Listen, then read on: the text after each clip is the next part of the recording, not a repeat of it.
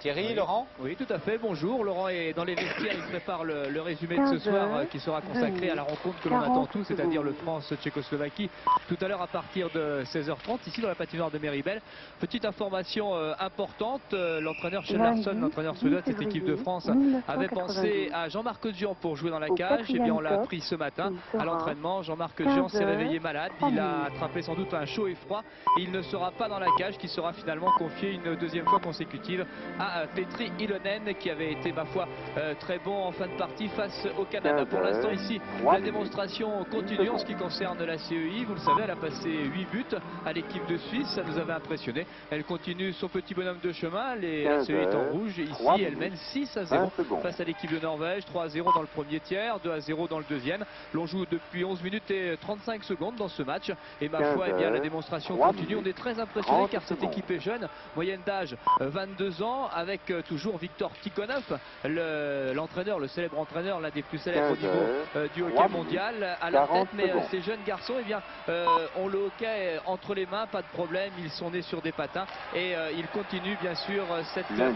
Regardez là, avec peut-être le 7e but. Voilà qui est fait en attachant. C'est pas facile de tomber en direct avec le 7e but de la CEI et le pauvre Martinsen qui passe une soirée difficile. C'est Borchevski qui a marqué celui-là. En plus, on est très complet du côté de la CEI. On a beaucoup de joueurs différents qui marquent des buts. On joue calmement, sereinement, on répète un petit peu les entraînements. Et c'est vrai que cette équipe nous impressionne. On savait que la CEI serait là, que les États unifiés seraient là pour la médaille, mais pas forcément plus fort que la Suède, plus fort que le Canada. Et bien sûr, ce que l'on voit depuis le début de ces Jeux Olympiques, depuis samedi, face à la Suisse et la Norvège, c'est une véritable démonstration. Et c'est vrai qu'il va falloir compter avec cette équipe.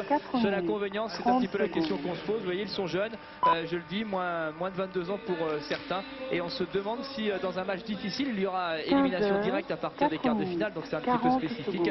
On se demande s'ils auront la pression à tenir, s'ils arriveront à tenir. Et ça, c'est pas évident. C'est la seule incertitude quant à cette équipe. Mais enfin, il faudra voir des matchs un petit peu plus difficiles aussi pour être sûr que les États unifiés seront sur le podium. Mais avec le match que vous avez vu tout à l'heure, le long résumé, là, on a vu une bonne équipe des États-Unis, on voit une bonne équipe de la CEI, des États unifiés. Les Suédois sont là, les Canadiens, on verra ce soir face à l'équipe de Suisse. Et puis on attend maintenant, bien sûr, l'équipe de France tout à l'heure face à la Tchécoslovaquie.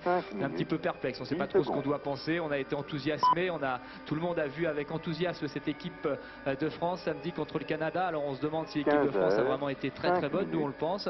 Et certains se demandent si les Canadiens ne sont pas un petit peu en dessous de leur valeur. Réponse sans doute aujourd'hui, car je vous rappelle quand même que les Tchèques ont gagné 10-1 leur premier match d'ouverture ici. C'était justement face à la Norvège. Et donc dire si cette équipe est costaud, avec notamment un garçon que je vous recommande, il s'appelle Russell, il a déjà marqué 3 buts, il est en tête des buteurs. Et il faudra faire avec ce garçon. On verra si les Français sont bien solides en défense. En tout cas, ils ont un moral d'acier. Ce matin à l'entraînement, ils sont contents de tout ce qui se passe ici, de leur hébergement à la Tania, de ce qu'ils mangent, de la récupération, contents des entraînements. Ils se sont entraînés ce matin ici à 9h30 jusqu'à 10h10. Ils ont un moral d'acier, n'ont peur de rien et vont aborder ce match contre les Tchécoslovaques comme ils l'ont abordé contre les Canadiens.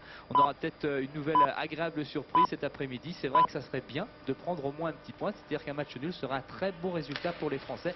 Quand on voit les Suisses, quand on voit ici les Norvégiens un petit peu à l'agonie, on se dit que les Français pourraient réussir leur exploit. Et vous le savez, on le répète depuis quelques jours sur notre antenne. L'exploit, c'est de terminer 8e, c'est donc d'être dans les quarts de finale de ces Jeux Olympiques d'hiver. Thierry, combien de temps reste-t-il dans ce match?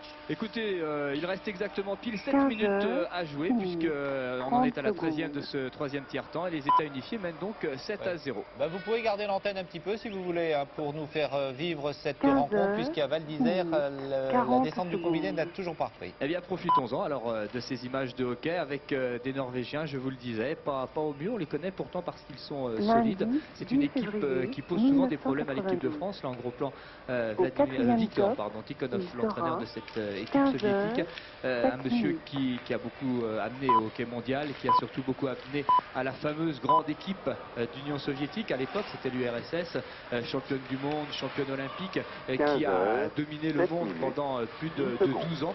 Et il est resté, malgré tout ce qui s'est passé de l'autre côté. Eh bien, il est toujours là, Viktor Tikhonov. C'est sûr, c'est pas tout à fait la même chose.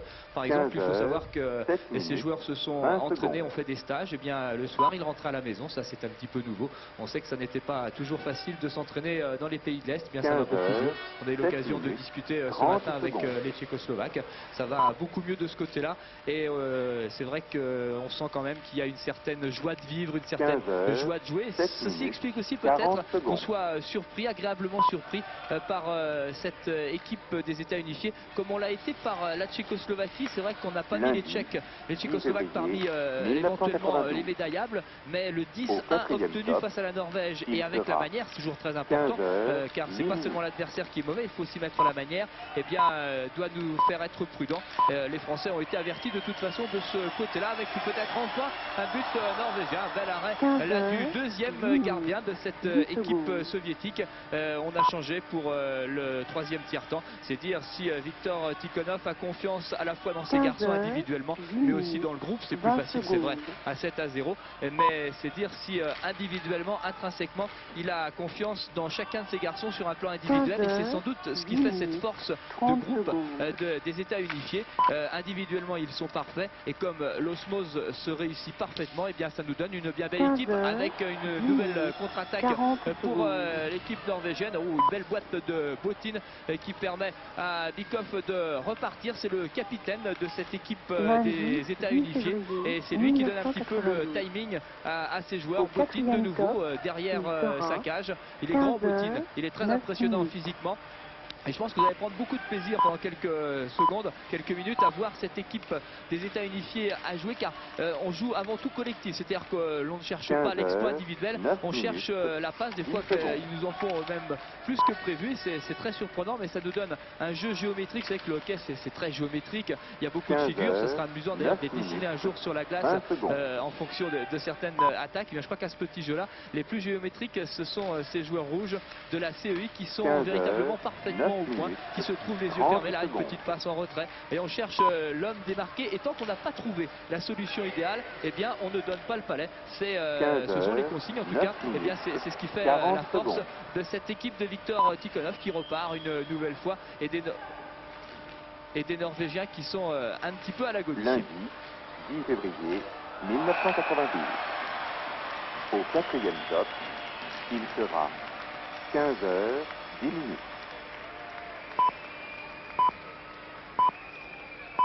Et là, vous venez de voir le 8e but des États unifiés avec Davidov. Il a un nom facile à retenir.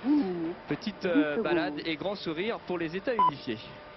À 55 minutes 58 secondes. But pour les États unifiés, marqué par le numéro 11, Evgeny Davidov. On a revu sur ce ralenti cette belle image et ce geste technique parfait. C'est un but assez rare de cette façon, inscrit par le joueur soviétique, et je dois dire que cela vous prouve une nouvelle fois la qualité individuelle parfaite des États unifiés.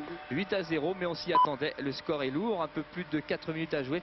C'est long pour les Norvégiens, qui auront passé un après-midi bien difficile. Lundi 10 février 1992. Au quatrième top, il sera 15h.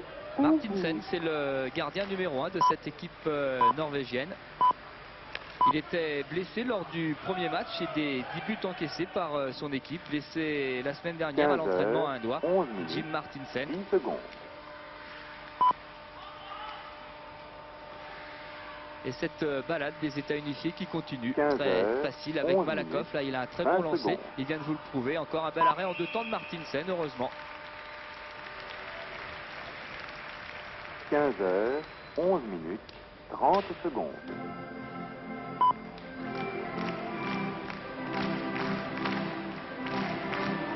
15h11 minutes 40 secondes.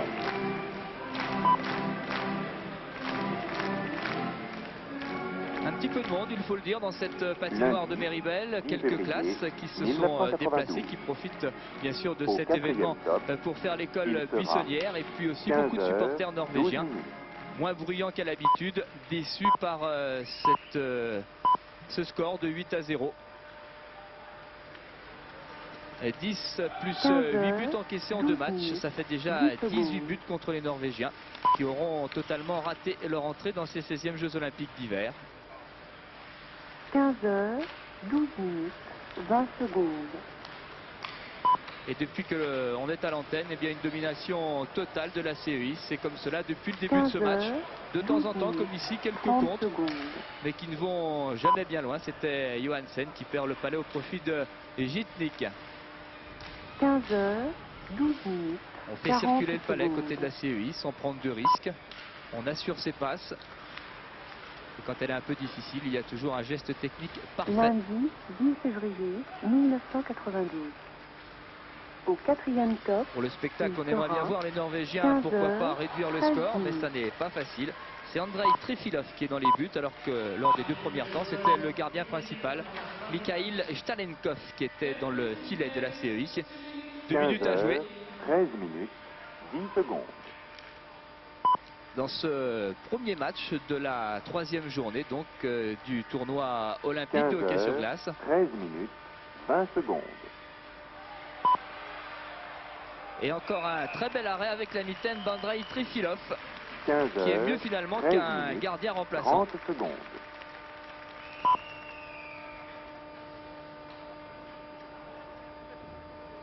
« 15h, 13 minutes, 40 secondes.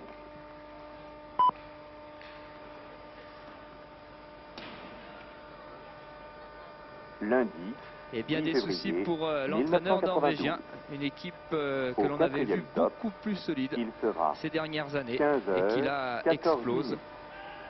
Sans doute parce qu'à la fois les Tchécoslovaques lors du premier match et ici la CEI lui pose énormément de problèmes, mais surtout que ces équipes sont très solides. 15h, 14 minutes, 10 secondes. D'ailleurs en ce moment tout marche par deux. On a l'incertitude d'avoir 2 équipes style pays de l'Est en quart de finale, à savoir donc la Tchécoslovaquie et cette équipe de la CEI et son gardien Trefilov.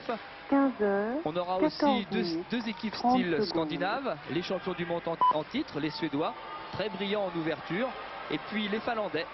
L'heureuse surprise lors du match hier après-midi face à l'équipe d'Allemagne, une victoire 5-1 qui en dit long sur les prétentions finlandaises. Et puis bien sûr on aura le hockey d'Amérique avec les États-Unis, vous l'avez vu en ouverture de notre page de notre après-midi olympique, avec donc une victoire difficile mais victoire intéressante face aux Italiens 6-3. Et puis bien sûr le Canada s'il joue un petit peu mieux qu'en ouverture face à l'équipe de France, les Canadiens qui l'avaient emporté, je vous le rappelle, 3-2.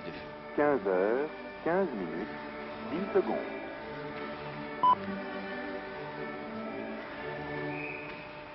Cela nous fait donc 6 équipes pour 8 places, puisqu'à la sortie de ces poules en fin de semaine, il y aura donc les quarts de finale. Dans la poule B, dans l'autre poule, on pense qu'il y aura sans doute l'Allemagne qui se battra avec l'Italie. Et on espère bien que les Français vont chipper cette place ici aux Norvégiens. Et pourquoi pas à la Suisse, un rendez-vous déjà très important, ça sera un match capital pour les Français, c'est mercredi, c'est sur notre antenne bien sûr, et ce sera donc ce fameux match France-Suisse, très attendu. Thierry, combien de temps reste-t-il à jouer? Il reste exactement 26 secondes avant la fin de ce match. 26 secondes, on va aller jusqu'à la fin de la rencontre. On termine donc avec cette équipe de la CEI derrière la cage de Martinsen. Et les Norvégiens qui n'auront pas réussi à sauver l'honneur, on aurait bien aimé, parce que c'est vrai qu'ils sont très attachants. Peut-être sur cette occasion, oui, pour le plaisir. Et bien voilà qui est fait à 6 secondes de la fin. On le souhaitait, on le pensait, on l'espérait. Voilà qui est fait par ce numéro 23, qui est Tom Johansen, l'ailier droit de cette équipe norvégienne. Ça fait du bruit, ça fait de l'ambiance et ça fait du bien à tout le monde, sauf à Andrei Trefilov, le gardien qui en a perdu son casque et qui en est, ma foi, tout malheureux. Enfin, 8-1, ça fait mieux dans le tableau tout de même. Et une belle pirouette à l'arrivée. 16 minutes, 40 secondes. Ça lui donne le sourire à Tom Johansen, mais ça ne changera rien. La CEI dans ce premier match donc, de la deuxième journée de cette poule B va s'imposer sans souci, sans problème, très facilement sur ce score de 8-1. Une victoire qui en dit long sur les ambitions de cette équipe de la CEI qui s'impose, Michel, ici. 8-1, on se retrouve tout à l'heure pour un très attendu France-Tchécoslovaquie. Merci Thierry Adam, formidable, beau match et décidément cette équipe de la CEI sera bien difficile à battre. Nous avons